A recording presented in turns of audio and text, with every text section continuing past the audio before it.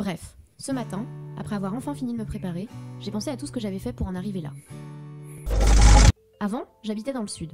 Enfin, le sud de la Picardie. Bon ben. J'ai passé une partie de mes études à la fac d'Amiens. Et puis j'ai décidé de changer de vie. J'ai voulu passer mon internat de médecine dans le nord.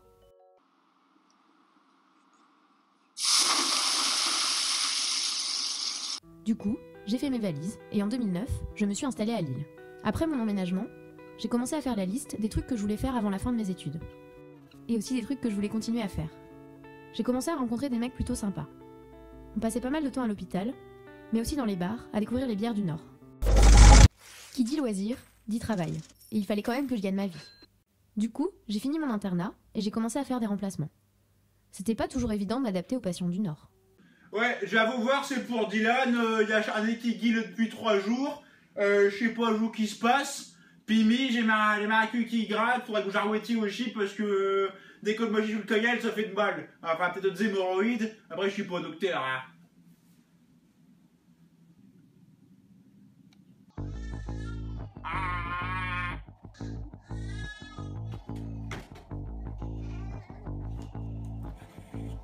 Heureusement, mes potes étaient là pour m'aider à décompresser.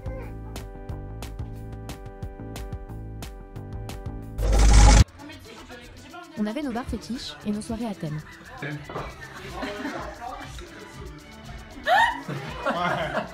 Et les gars, on sort ce week-end? Je peux pas, j'ai concert. J'ai conf. Non, je peux pas, j'ai danse. Je peux pas, j'ai une sciatique. Comme JB a une sciatique, je dois m'occuper de ses poules. Je peux pas. Je peux pas, je vais à Beauvais.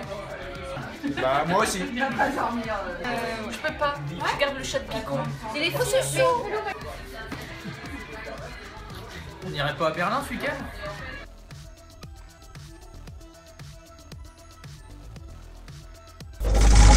Alors, on a pris le billet et on est parti en vacances. De plusieurs épisodes cruciaux de l'histoire allemande. Maxime me faisait la visite guidée et potassait les guides touristiques, ce qui m'arrangeait bien. La République depuis l'une de ses fenêtres. En 1933, J'ai pensé un moment que ce qu'il disait c'était bien intéressant, mais bon, un peu chiant. Enfin, carrément chiant. Enfin, j'ai fini par lui dire... C'est hyper intéressant. Mais on n'irait pas boire une bière là, Maxime? De retour à Lille, je me suis dit qu'il fallait vraiment que je me remette au sport, pour éliminer les currywurst. Du coup, avec les filles, on s'est mis à faire de la Zumba. On prenait des cours avec une prof plutôt excentrique, pour ne pas dire complètement hystérique. Elle nous demandait souvent « Qui est mon bar dans la vie ?» Et nous, on lui répondait « C'est nous !»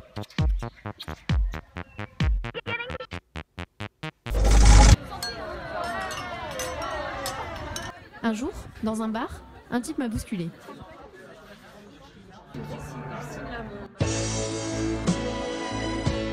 Je l'ai regardé. Il m'a regardé. Je l'ai regardé. Il m'a regardé.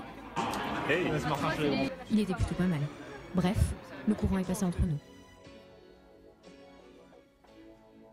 Quelque temps plus tard, j'ai attrapé une méchante gastro.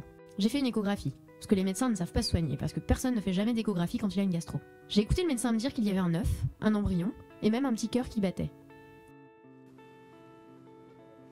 Bref, c'était pas une gastro. Les mois ont passé, et je sortais un peu moins. À quelques exceptions près. Et puis, est arrivé ce jour merveilleux. Ils m'ont dit que ce serait difficile. Ils avaient raison. Géraldine, c'est bon là! Mais tu peux pas comprendre!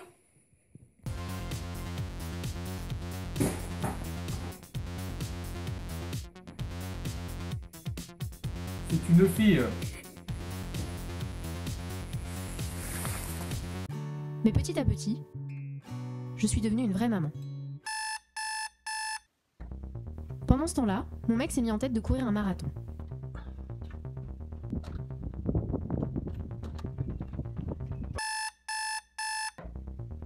La vie était rythmée par Camille d'un côté et la préparation de la course d'un autre.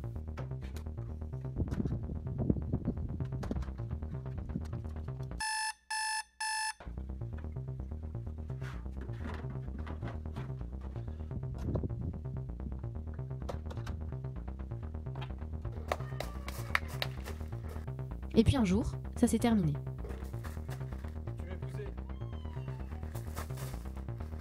On a pu prendre le temps de préparer notre mariage. Regarde ça. Pour le mariage, les bouquets. On n'était pas d'accord sur tout, mais on a réussi à faire des compromis. Oh, regarde. Mathieu. Ouais.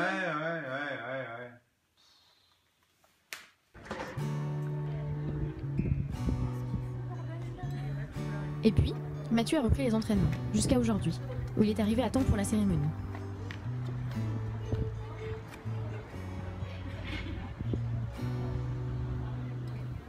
Bref, aujourd'hui, j'ai réussi un beau mariage.